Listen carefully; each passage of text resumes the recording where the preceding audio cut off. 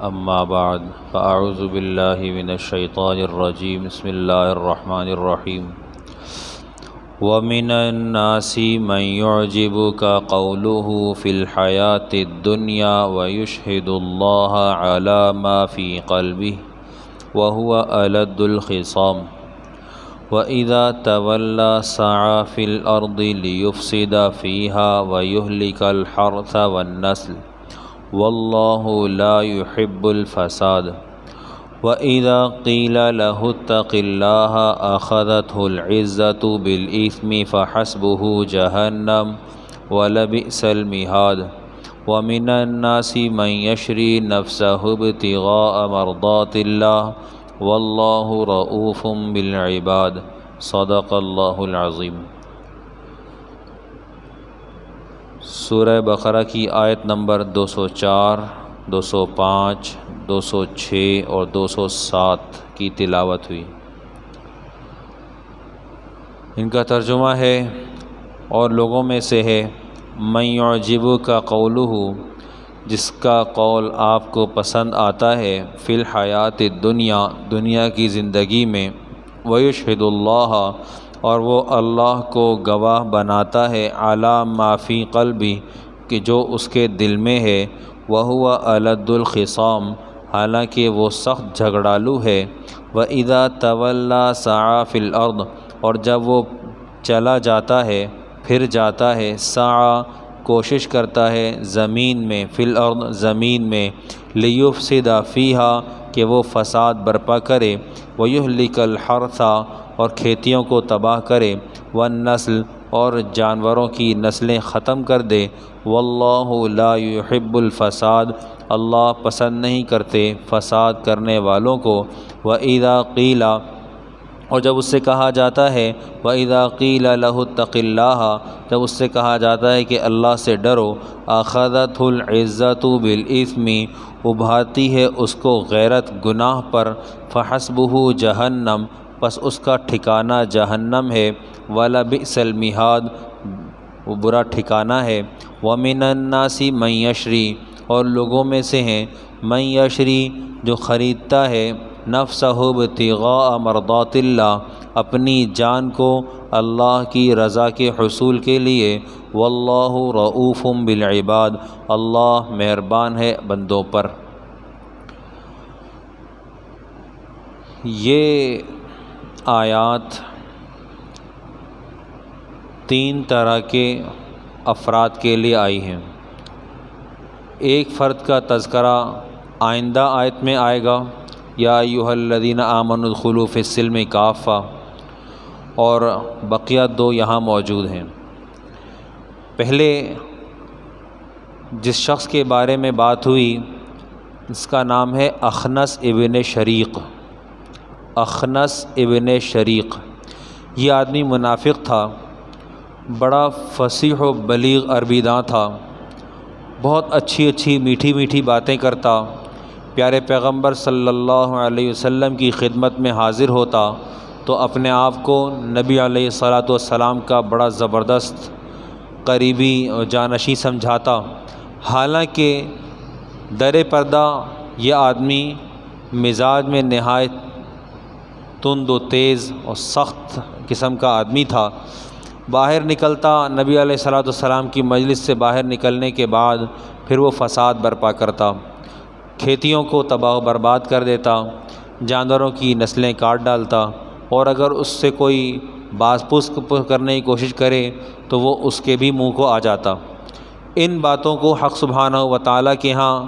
ظاہر ہے کہ ناپسند کیا جاتا ہے، تو اللہ سبحانہ و تعالیٰ نے اس عمل کو جو کہ نبی علیہ الصلاۃ والسلام کی خدمت میں بڑی خوش اخلاقی اور بڑی چرب زبانی کا تھا، اس کا بھی پردہ چاک فرما دیا،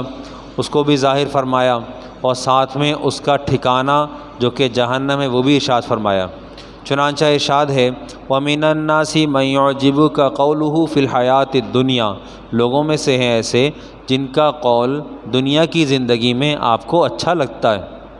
در حقیقت وَيُشْهِدُ اللَّهَ، اور وہ اللہ کو گواہ بناتا ہے جو اس کے دل میں پایا جاتا ہے۔ وہ ظاہر میں جب آپ سے اپنی محبت کا اظہار کرتا ہے تو وہ یہ کہتا ہے کہ اللہ گواہ ہے، آپ جانتے ہیں کہ میں کتنا مخلص ساتھی ہوں، کتنا درد رکھتا ہوں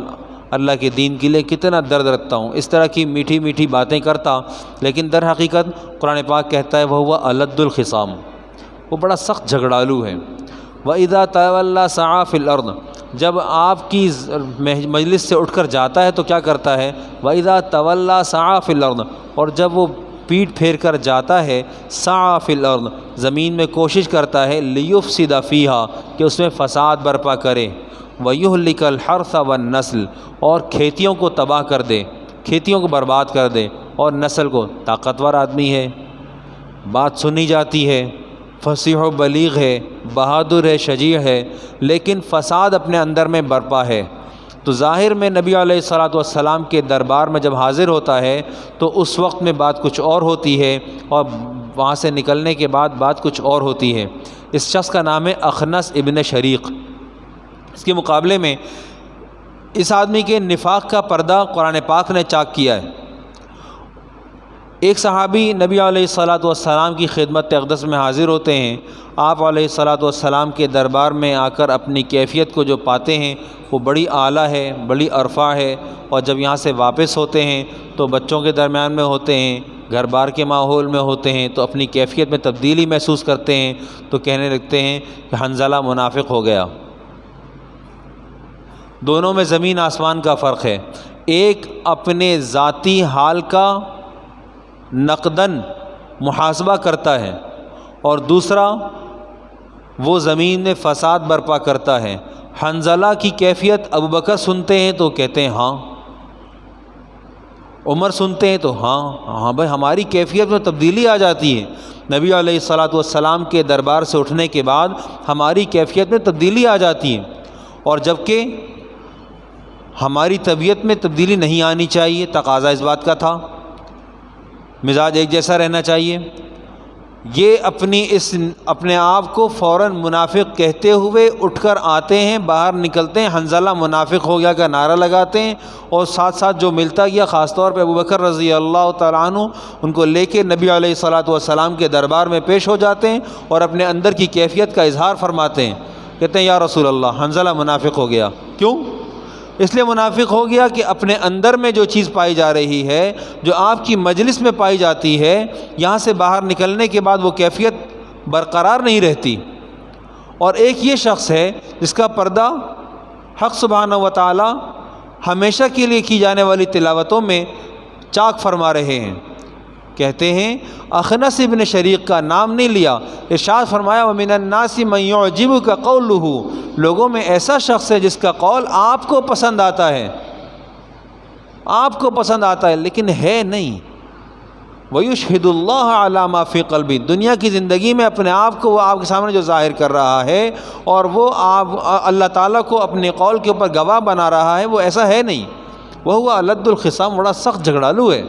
اس کی کیفیت اچھی نہیں ہے۔ دوسری چیز، جب اس سے کہا جاتا ہے کہ تم اللہ سے ڈرو تو اس کو اس کی غیرت ابھارتی ہے گناہ پر، یعنی لڑائی جھگڑے پر ابھر آتا ہے، وہ لڑائی جھگڑے پر آمادہ ہو جاتا ہے، وہ قتل و غارت پر آمادہ ہو جاتا ہے، یہ اس کی کیفیت ہے۔ اب یہاں سے آگے ایک دوسرے صاحب کا موازنہ پیش کیا جا رہا ہے، ارشاد ہے وَمِنَ النَّاسِ مَن يَشْرِي نَفْسَهُ ابْتِغَاءَ مَرْضَاتِ اللَّهِ، لوگوں میں ایسے بھی ہیں جو اپنی جان کو اپنے وجود کو خریدتے ہیں اللہ کی رضا کے لیے۔ یہاں سے مراد ہے صہیب رومی۔ نبی علیہ الصلاۃ والسلام نے مکہ سے ہجرت فرمائی، آپ رخصت ہو گئے، وقت کے ساتھ عمر رضی اللہ تعالیٰ عنہ بھی رخصت ہو گئے۔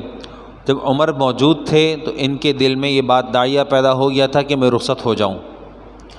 عمر چلے گئے۔ یہ قبیلہ نمریہ کے ایک شخص تھے، چھوٹے قد کے، بڑے خوبصورت، اس قبیلے کے لوگ اس طرح کے ہوں گے، لیکن تھے بڑے شاندار تیر انداز، تیر اندازی میں ان کا کوئی مقابل نہیں تھا۔ ان کا کوئی شخص کافر مکہ مکرمہ میں مقروض بھی تھا، جب یہ تنہا مکہ میں رہ گئے اور ان کے اسلام کے بارے میں لوگوں کو خبر بھی تھی، تو اس آدمی نے اس بات کا خطرہ محسوس کیا کہ کسی بھی وقت میں یہ اپنے قرض کا تقاضا کریں گے۔ ہیں مسلمان، ہیں اکیلے۔ انہوں نے نوجوان اوباشوں کو اکٹھا کیا، کفار نے، کافر شخص نے، اور اس ارادے کے ساتھ کہ وہ صہیب کو جا لیں۔ صہیب روانہ ہو چکے ہیں، صہیب کو پکڑ لیں پیچھے سے، یا تو ان کو گرفتار کر کے مکہ لے آئیں، یا یہ کہ جس طرح کہ وہ چاہتا تھا کہ میرا قرضہ وہ چھوڑ دیں۔ اس بات پر نوجوانوں کو آمادہ کیا اور ان کو غیرت دلائی۔ سب تمہارے ہاتھوں سے چلے گئے، ایک وہ صہیب بچا تھا وہ بھی چلا گیا۔ تم لوگوں کو اتنی بھی شرم نہ آئی، صہیب چھوٹے سے قد کا تھا، کمزور تھا، غریب تھا، تم اس کے اوپر ہاتھ ڈالتے، تنہا تھا، تم ہاتھ نہیں ڈال سکتے تھے۔ یوں کر کے ان کو لوگوں کو ابھار کے یہ لوگ پیچھے روانہ ہوئے، صہیب کو روک لیا۔ صہیب نے موقع تاک کر کسی قریبی ٹیلے کے اوپر، پہاڑی کے اوپر اپنی پوزیشن سنبھال لی، اور جو ترکش میں تیر تھے وہ سامنے رکھ دیے، اور ارشاد فرمایا کہ تم لوگوں کو اچھے طریقے سے پتہ ہے کہ میں بہترین تیر انداز ہوں، میرا نشانہ نہیں چوکتا، یا تو تم لوگوں کو اپنی جانوں کا نقصان اٹھانا پڑے گا، کیونکہ اوپر تھے خود تو نیچے کو نشانہ بنانا بھی آسان تھا، یا تو تمہیں اپنا نقصان اٹھانا پڑے گا یا میری جان چھوڑ دو۔ تو وہ جو شخص مقروض تھا، جس مقصد کے لیے وہ آیا تھا، اس نے یہاں آ کر یہ بات کی کہ ٹھیک ہے تم اپنی جان کا فدیہ دو، اس بنیاد پر کہ جو تمہارا میں نے قرضہ دینا ہے تم وہ معاف کر دو۔ مقصود بھی اس کا یہی تھا، اس کو جان لینا مقصد نہیں تھا، اپنا قرضہ چھڑانا مقصد تھا۔ صہیب رضی اللہ تعالیٰ عنہ نے قربانی دی، انہوں نے وہ قرضہ چھوڑ دیا، اعلان کیا قرضہ چھوڑ دیا۔ یہ لوگ واپس ہو گئے، اتنی دیر انتظار مزید کیا کہ وہ لوگ ان کے راستے سے خاصا دور ہو جائیں، اور جب وہ خاصا دور ہو گئے تو پھر آپ نیچے اترے۔ آپ نے وہاں پر تنہا لڑنے کا ارادہ اس حد تک کر لیا تھا کہ اگر تیر سے تو تیر سے، تیر کے بعد اگر نیزہ بھی استعمال کرنا پڑا تو اتر جاؤں گا۔ تو اللہ سبحانہ و تعالیٰ کی رضا کے لیے اور ہجرت کے لیے، نبی علیہ الصلوۃ والسلام کی ملاقات کے لیے انہوں نے اپنے آپ کو پیش کیا، اپنی جان کو پیش کیا کہ اگر وہ قرضہ نہ چھوڑتے، قرضے کا معاف کرنے کا تقاضا نہ ہوتا، حقیقت میں لڑنا ہی مقصود ہوتا، تو ظاہر ہے کہ صہیب رضی اللہ تعالیٰ عنہ پھر تنہا تھے۔ یہ رومی کہلاتے ہیں، حالانکہ یہ روم کے ہیں نہیں، یہ نمریہ قبیلے کے ہیں۔ ان کو ان کے بچپن میں ہی اغوا کر لیا گیا تھا، قید کر لیا گیا تھا، روم میں لے جا کر غلام بنا کر بیچا گیا۔ اب یہ واپس تشریف لے آئے تو رومی کہلاتے تھے قبیلہ نمریہ کے۔ اللہ سبحانہ و تعالیٰ نے ان کے بارے میں یہ آیت اتاری، وَمِنَ النَّاسِ مَن يَشْرِي نَفْسَهُ ابْتِغَاءَ مَرْضَاتِ اللَّهِ۔ لوگوں میں لوگ ایسے ہیں کہ جو اپنی جان کو اللہ کی رضا کے لیے خرید لیتے ہیں، ابتغاء مرضات اللہ، ابتغاء مرضات اللہ، اللہ کی رضا کے لیے خرید لیتے ہیں۔ قرضہ چھوڑ دیا، جان بچا لی، مدینہ تشریف لے آئے۔ ان کے لیے کہا واللہ رؤوف بالعباد، اللہ بڑا مہربان ہے اپنے بندوں پر۔